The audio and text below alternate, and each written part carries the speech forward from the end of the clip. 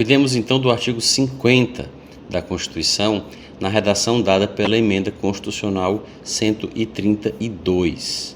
O artigo 50 trata da possibilidade de requisição ou de convocação, na verdade o termo correto seria convocação, de autoridades vinculadas ao Poder Executivo Federal para prestarem esclarecimentos ou darem informações. Dispõe o artigo 50, na redação dada pela Emenda 132.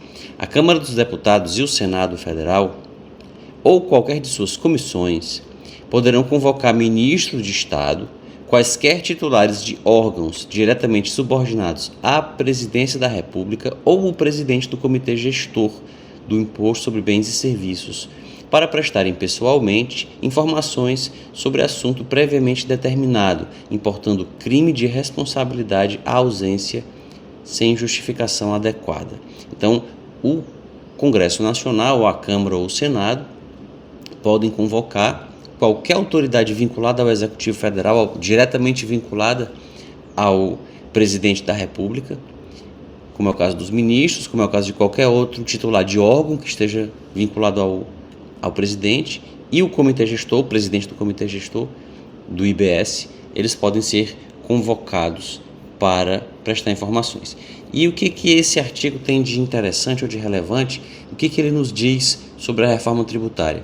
Aparentemente, ele trata de um assunto que não tem nenhuma relação com o direito tributário.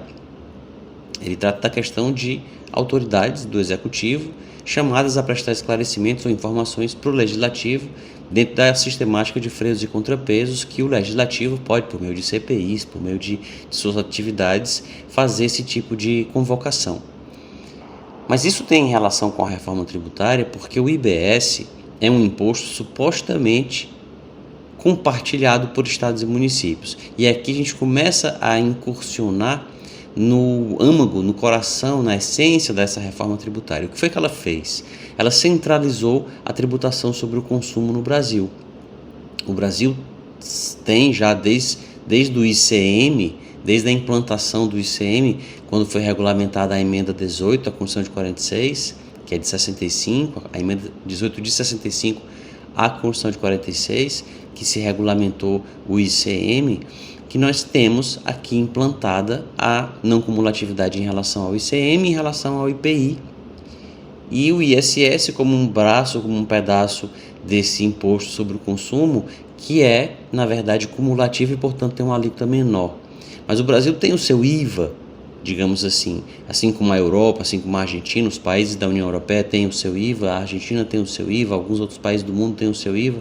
O Brasil tinha o seu, só que ele era assim, quebrado, um pedaço federal que alcançava só a indústria, um pedaço estadual que alcançava toda a circulação de mercadorias e o pedaço municipal cumulativo, mas com alíquota menor, que alcançava serviços. Um prejuízo pequeno o fato de ser cumulativo, porque serviços por natureza eles têm pouca condição de creditamento no geral e eles não compram nada para revender, eles geralmente é a mão de obra ou o trabalho do preposto ou do próprio prestador, então não há tanto creditamento assim, portanto optou-se por uma alíquota menor e por cumulatividade. E o que essa reforma fez? Ela centraliza essa tributação sobre o consumo em um grande IVA dual. A proposta inicial da PEC 45 de 2019 era de criar simplesmente um IVA federal, um imposto só, que depois seria a sua receita partilhada entre União, Estados e municípios.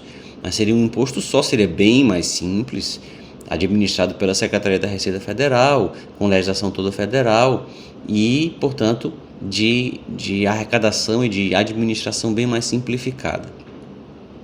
Mas isso poderia trazer impactos sobre a forma federativa de Estado.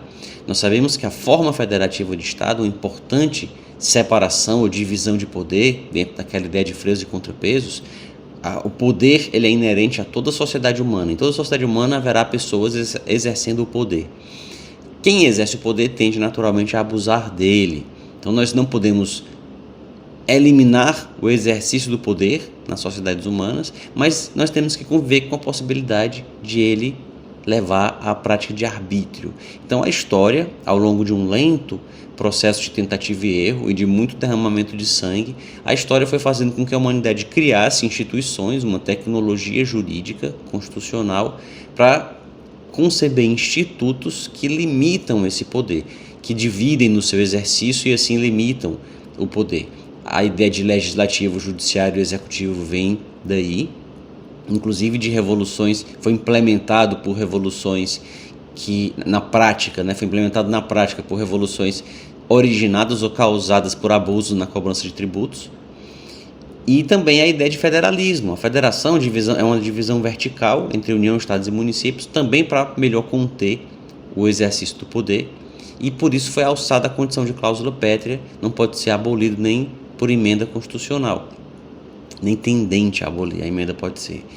E o que tem de relevante isso com a reforma tributária? Porque não há autonomia, e o que caracteriza uma federação é a autonomia dos entes subnacionais que integram o Estado federado.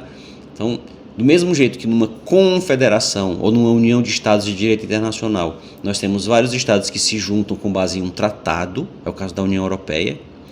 Eles mantêm a sua soberania, portanto podem sair da União na hora que quiserem, foi o que o Reino Unido fez há poucos anos. Numa federação não, é uma figura de direito constitucional, os Estados Unidos, membros, eles se unem com amparo em uma Constituição, não são soberanos, eles são apenas autônomos dentro dos limites e dos termos que essa Constituição estabelecer, e eles podem exercer essa autonomia, diferenciando-se de um Estado unitário, que é aquele que não tem essas divisões, ou quando as tem, elas não têm autonomia. Então, essa autonomia é o que caracteriza a federação. Se for suprimida a autonomia, suprime-se a federação e, portanto, incorre-se em violação à cláusula pétrea do artigo 60, parágrafo 4º, inciso 1º da Constituição. Nessa ordem de ideias, para que os estados e municípios e a União tenham autonomia, eles têm que ter dinheiro. Não existe autonomia sem a existência independente, autônoma também, de fontes de recursos que aquele ente federativo disponha, ou dos quais ele disponha, sem precisar pedir favores ou ceder a chantagens feitas por outros membros ou por outros entes federativos. Então, se o Estado, para receber dinheiro, para usar nas suas políticas públicas, ele tiver que atender aos interesses da União, só se a União deixar, aceitar e quiser, ela repassa os recursos para o Estado usar naquilo que lhe aprouver. Isso fará com que a União só destine recursos para o Estado se for para o Estado fazer o que ela, a União, quer. E aí isso faz desaparecer a autonomia. É por isso que é preciso que existam recursos autônomos para o Estado e para o município, os quais são garantidos pelos tributos.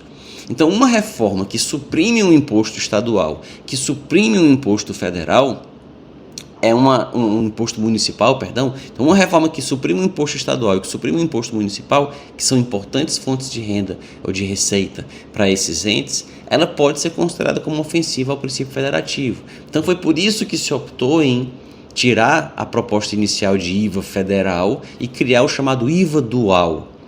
É um IVA composto de um pedaço federal, digamos que ele tem uma parcela ou uma fração que é federal, que é a Contribuição sobre Bens e Serviços, a CBS, que é federal, regida por lei federal, arrecadada pela União, e a receita é da União. Mas tem uma fração, uma parcela estadual e municipal, que é o IBS, Imposto sobre Bens e Serviços.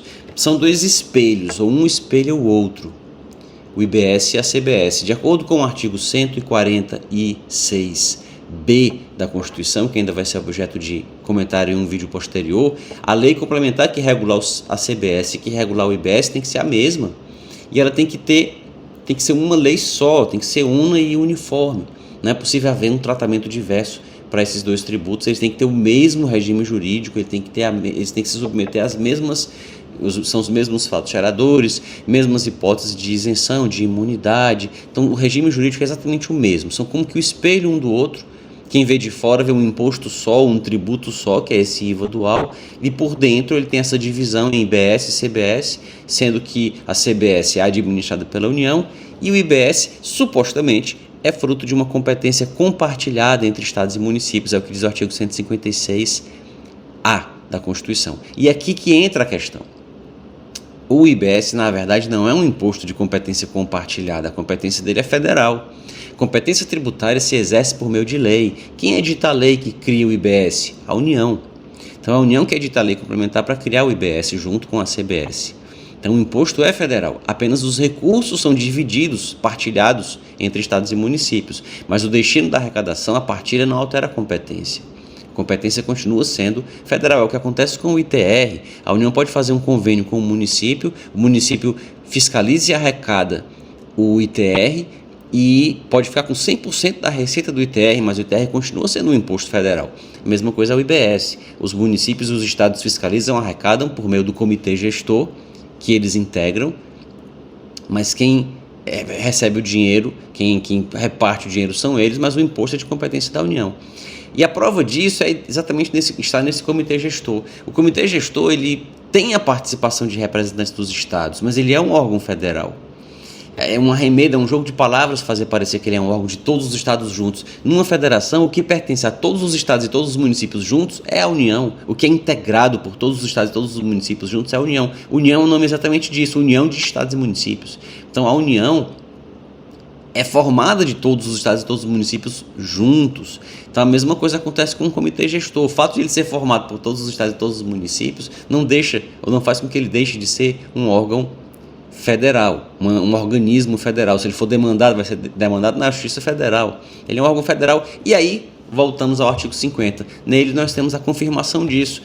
O presidente do comitê gestor é colocado como uma autoridade vinculada ao Executivo Federal, igual os ministros de Estado, igual aqueles que fazem parte de órgãos diretamente subordinados ao Executivo. Então o artigo 50 confirma essa ideia de que o IBS é um imposto federal, que a receita é partilhada com estados e municípios, que estados e municípios têm uma participação especial na gestão dele, dentro desse órgão que é federal, mas ele não deixa de ser federal por isso. E não se está dizendo aqui que só por isso também há uma violação ao princípio federativo, não. O que se tentou foi disfarçar, camuflar essa centralização, mas talvez, se a receita do imposto for integralmente partilhada e bem partilhada entre estados e municípios, eles continuarão tendo a autonomia necessária para que se possa falar em federação.